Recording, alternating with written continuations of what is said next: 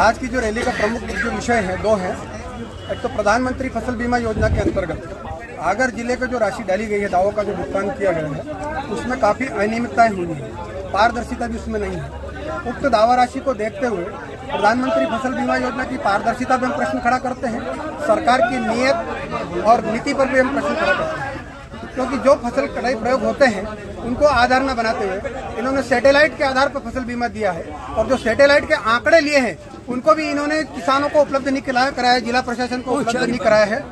इसलिए इन सारी चीजों को देखते हुए भारतीय किसान संघ ये मानता है कि प्रधानमंत्री फसल बीमा योजना किसानों के साथ सबसे बड़ा धोखा है, और इसमें सरकार और प्रशासनिक अधिकारी और बीमा कंपनी सभी उसमें लिप्त है। करवाबल इच्छुक करने के लिए और बीमो करने के लिए, और बीमा करवा वाला को बीमा के लिए इच्छुक करे कृषि विभाग ने, और फिर बीमो करने लिए बीमा कंपनी ने, और बीज की कड़ी कौन देगा? बैंक का अधिकारी, साथ बीमा कंपनी और बैंक का अधिकारी। क्यों? क्योंकि हमारे को तो इनने इच्छुक किया, बीमा करवाओ बीमा करवाओ बीमा करवाओ, कृषि विभाग ने इच्छुक किया, और फिर बैंक वालों ने छठी गांठी, कहा भाई तुम बीमा नहीं करोगे तो तुम्हारे को केसीसी नहीं दी जाएगी। सही है ना?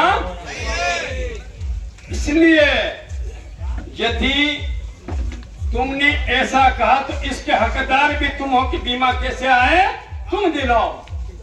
सही है ना? कृषि विभाग, बीमा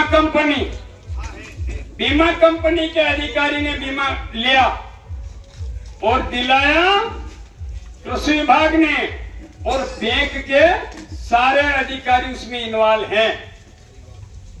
अब इनसे पूछोगे तो कहोगे कानून का पाठ पढ़ाते हैं, कानून का पाठ पढ़ाते हैं। बोले भाई साहब ये तो ऊपर से है। अरे दादा, सारी बात ऊपर से है तो नीचे हमारे किसान को क्यों तुम परेशान करते हो?